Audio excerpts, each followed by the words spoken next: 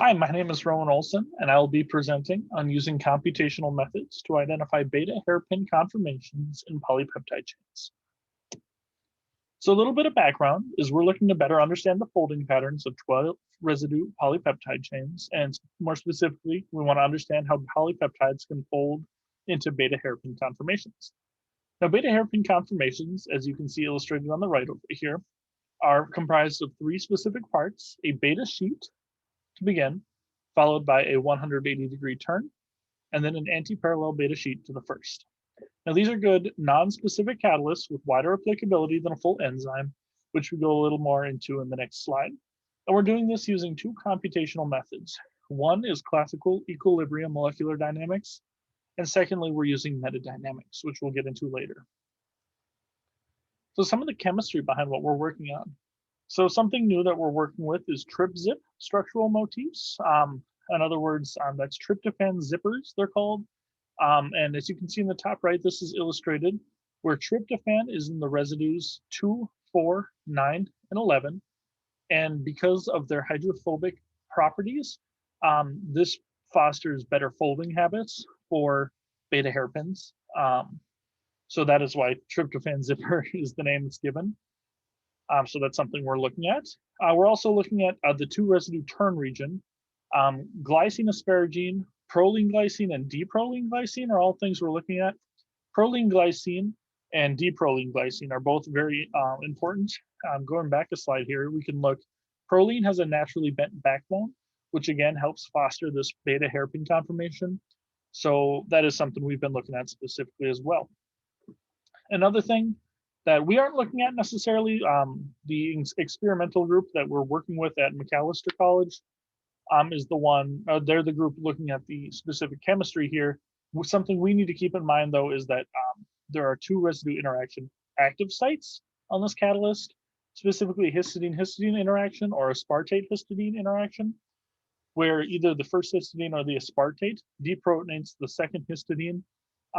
And a deprotonated histidine can catalyze an ester hydrolysis reaction, which is illustrated over here. So some of the collective variables that we've been looking at, and I'll explain later more what these are used for, but some things that we've been looking at and experimenting with are possible cross backbone hydrogen bonds, which is the hydrogen bonding between the carbonyl group and the proton of the amide. Alpha carbon distances between pairs, so the distance between the carbon of the R group on each residue.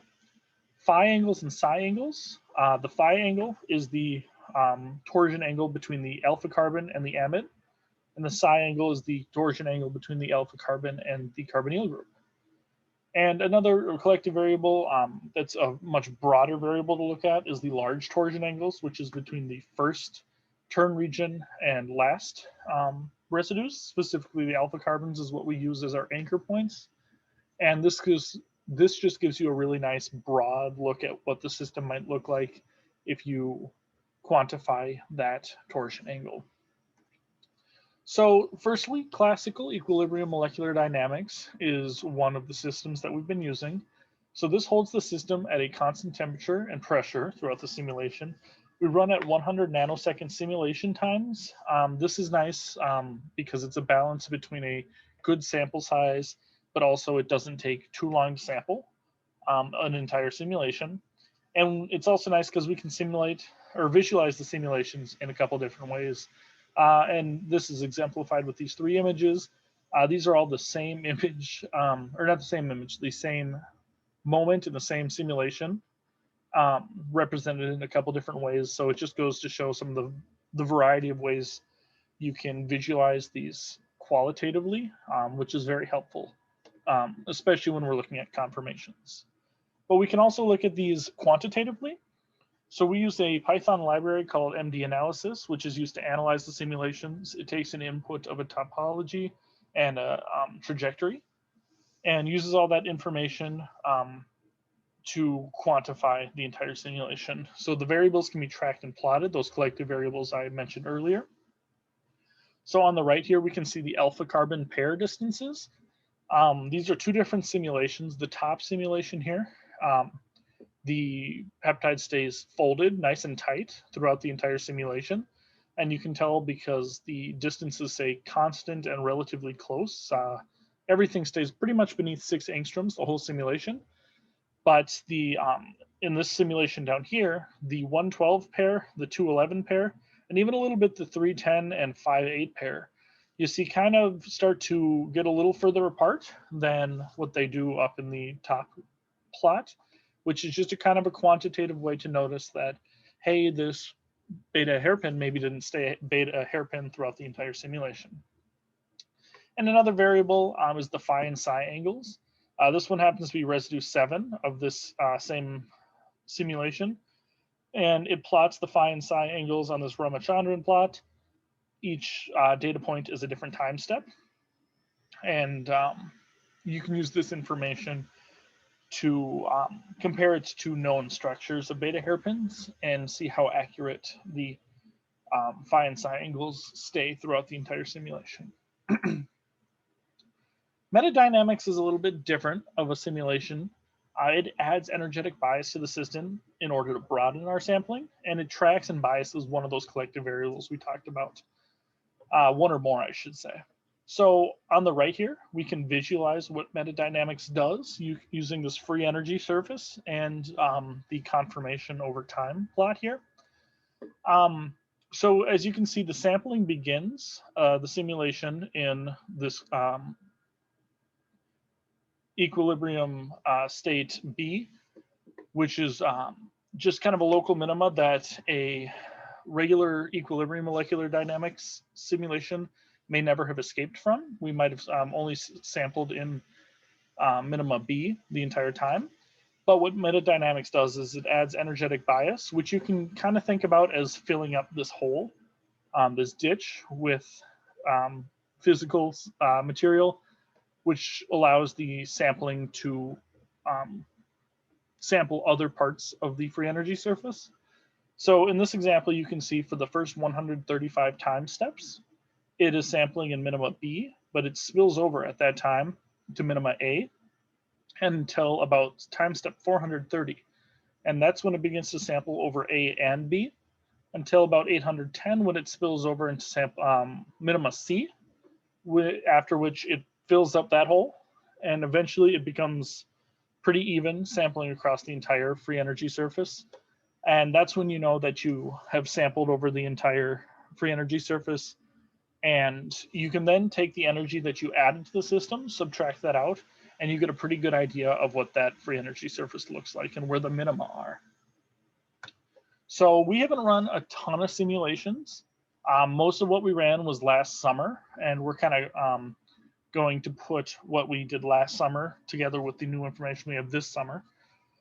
But some of the information we've gotten has been promising, and we're hoping we can learn a lot. So in the top right here, this isn't the most useful, but it's really awesome for illustrating what metadynamics does. So naturally extended conformations are still pretty squiggly, you know, they're not exactly straight, but that's about what we'd expect to see in the real world. But when we artificially extend that, so this is the end-to-end distance is the variable we're looking at here. The metadynamics is going to add that energetic bias in order to stretch it out as far as it'll go. And this isn't necessarily something we'd ever see in the real world, nor is it something that's particularly useful in what we're looking at. But again, this just goes to show it's a really good illustration of what metadynamics does. And another good illustration is the residue 5 phi angles with another simulation we did. So this biased the residue 5 phi angles. As you can see at the beginning, we were really only sampling from about 1 radian to maybe negative 2.5 radians.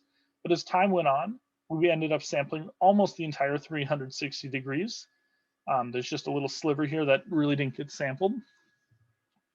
And this, again, isn't a really useful collective variable, but this it just illustrates that as time went on, that sampling did get broader.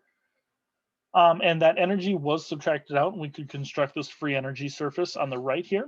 As you can see, there's really only one local minima, and that kind of tells us that this isn't a useful collective variable because most conformations are going to end up in that same spot at about -1 radian. But this does give us a little insight into what a typical residue 5 phi angle might look like. And some of the future works that we're hoping to work on is to kind of combine what we did last summer with the metadynamics and what we've been working on this summer. So specifically using metadynamics with our tryptophan zippers. That's something I'm hoping will allow us to get a lot further into understanding this folding. We also found some papers with some NMR canon structures of what a beta hairpin should look like. And so we're hoping to use those structures and add in our own residues in order to have a better starting point and to better understand what a beta hairpin looks like quantitatively. And we're also looking to explore some more complex collective variables. This includes either using more than one collective variable and having a 2D analysis. Otherwise, there's some more complex things like using RMSD against a known structure or some other things like that. But those are kind of the main ones we're looking at. So yeah, and special thanks to the Undergraduate Researchers Opportunity Program, the University of St. Thomas, Dr. Leah Whitus Lab at Macalester University, and Dr. Josh Layfield. Yeah, thank you.